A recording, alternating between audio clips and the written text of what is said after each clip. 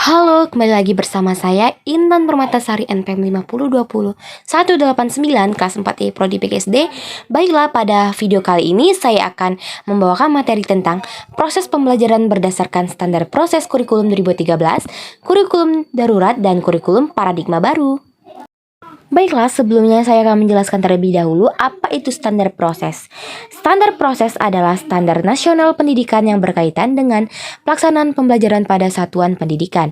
Untuk mencapai standar kompetensi lulusan, proses pembelajaran pada satuan pendidikan diselenggarakan secara interaktif, inspiratif, menyenangkan, menantang motivasi peserta didik untuk berpartisipasi aktif, serta memberikan ruang yang cukup bagi prakasa, kreatif, dan kemandirian sesuai dengan bakat, minat, perkembangan fisik, serta psikologis peserta didik.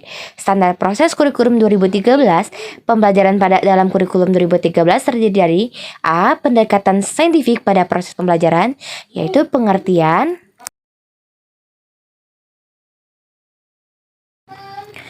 pelaksanaan proses pembelajaran kurikulum 2013 menggunakan pendekatan saintifik.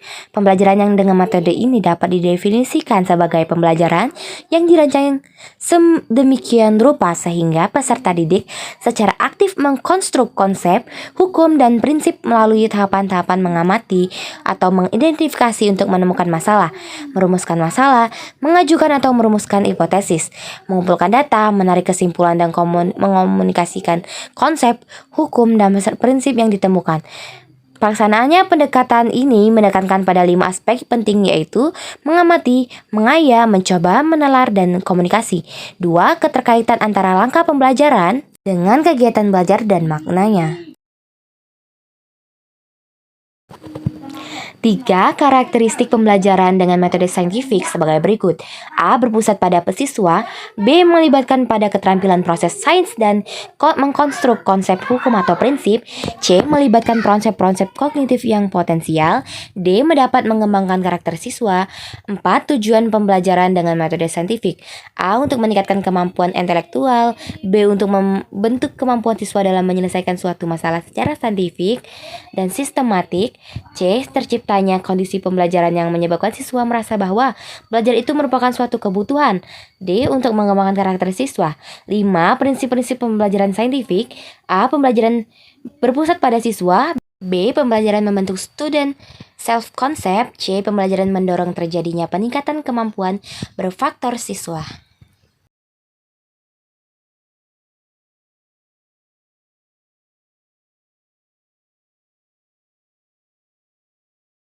Selanjutnya, kurikulum darurat. Dalam rangka pemulihan ketertinggalan pembelajaran atau learning loss yang terjadi dalam kondisi khusus satuan pendidikan PAUD, pendidikan dasar, dan pendidikan menengah dapat mengembangkan kurikulum dengan prinsip yang sesuai dengan kondisi satuan pendidikan, potensi daerah, dan peserta didik yang mengacu pada kurikulum 2013 dengan kompetensi inti dan kompetensi dasar yang disederhanakan atau kurikulum darurat. Dalam pelaksanaan pembelajaran, satuan pendidikan tetap dapat menggunakan perangkat berupa buku teks pembelajaran yang sudah digunakan pada kurikulum 2013 dengan cara memilih materi yang sesuai dengan kompetensi yang digunakan pada kurikulum 2013 yang disederhanakan. Pada tingkat sekolah dasar, pemerintah menyediakan modul pembelajaran literasi dan numerasi yang dapat digunakan oleh siswa, orang tua, dan guru di jenjang SD khusus dalam memfasilitasi pembelajaran peserta didik dalam masa COVID-19.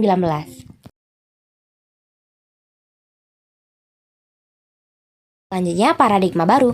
Mulai tahun ajaran 2021-2022, Kementerian Pendidikan, Kebudayaan, Riset, dan Teknologi akan menerapkan kurikulum paradigma baru sebagai penyempurnaan dari KI K13.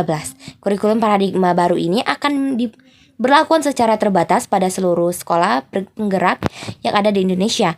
Implementasi kurikulum paradigma baru pada sekolah penggerak ini berdasarkan Keputusan Menteri Pendidikan, Kebudayaan, Riset, dan Teknologi nomor 162 M 2021 tentang program sekolah penggerak. Dalam keputusan tersebut menyatakan penetapan sekolah penggerak sebagai program yang berfokus pada peningkatan kompetensi peserta didik secara holistik untuk mendorong terwujudnya profil belajar Pancasila.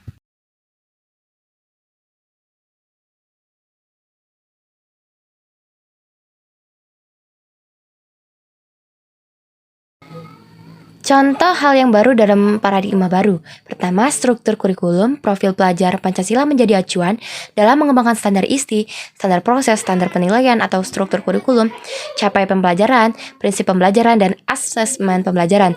Kedua, hal yang menarik dari kurikulum paradigma baru yaitu jika pada KTSP 2013 kita mengenal istilah KI dan KD, yaitu kompetensi yang harus dicapai oleh siswa setelah melalui proses pembelajaran. Pada kurikulum paradigma baru kita akan berkenalan dengan istilah baru yaitu capaian pembelajaran yang merupakan rangkaian pengetahuan, keterampilan, dan sikap sebagai satu kesatuannya, proses yang berkelanjutan, sehingga membangun kompetensi yang utuh. Oleh karena itu, setiap asesmen pembelajaran yang akan dikembangkan oleh guru haruslah mengacu pada capaian pembelajaran yang telah ditetapkan. Baiklah, itulah saja materi yang dapat saya sampaikan pada video ini. Semoga bermanfaat dan berguna. Terima kasih. Wassalamualaikum warahmatullahi wabarakatuh.